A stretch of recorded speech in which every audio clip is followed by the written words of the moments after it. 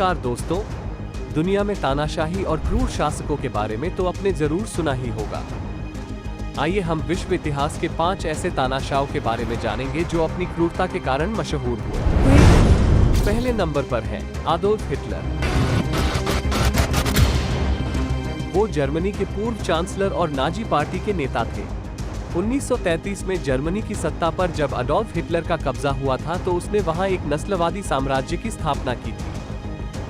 वो यहूदियों से सख्त नफरत करता था। यहूदियों के प्रति हिटलर की इस नफरत का नतीजा नरसंहार के रूप में सामने आया।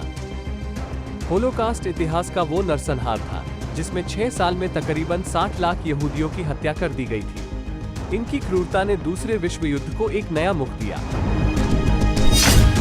दूसरे नंबर पर है जोसेफ स्टालिन। वो सोवियत संघ के पूर्व प्रमुख मंत्री थे।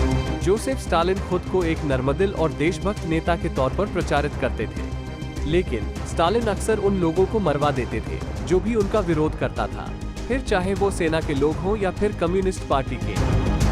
आरोप तो ये भी है कि स्टालिन ने पार्टी की सेंट्रल कमेटी के 139 में से 93 लोगों को मरवा दिया था। इसके अलावा उन्होंने सेना के 103 जनरल और एडमिरल में से 81 को मरवा दिया था। उनकी क्रूरता और आतंक प्रभावी नीतियां लाखों लोगों की मौत का कारण बनी। तीसरे नंबर पर हैं माओ जियान।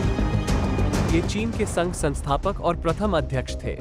माओ इतने ताकतवर थे कि कोई उनका विरोध करने की हिम्मत नहीं करता था, और जिसने भी उनका विरोध करने की हिम्मत की उसे माओ ने आजीवन कारावास में डाल दिया।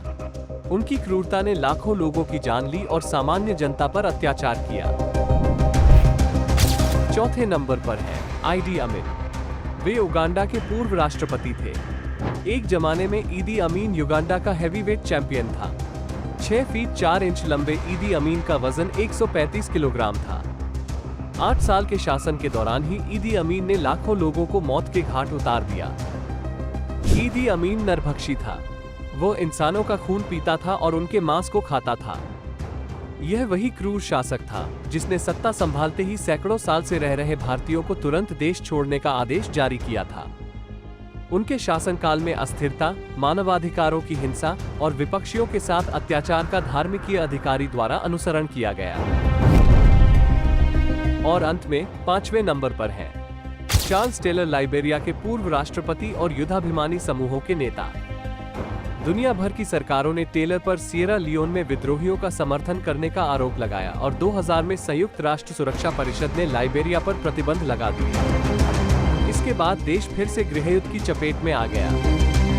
टेलर की सजा, जो 30 मई 2012 को सुनाई गई थी, 50 साल की जेल थी, प्रभावी रूप से तत्कालीन 64 वर्षीय व्यक्ति के लिए आजीवन कारावास की सजा थी। उनके शासनकाल में अदालतों की खतरे में डालना, अत्याचार और नस्लीय हिंसा शामिल थी। यह नेताओं ने इतिहास में अपनी क्रूरता के कारण अत्यधिक मान्यता प्राप्त की और लाखों लोगों को मौत के घाट उतरवा दिया।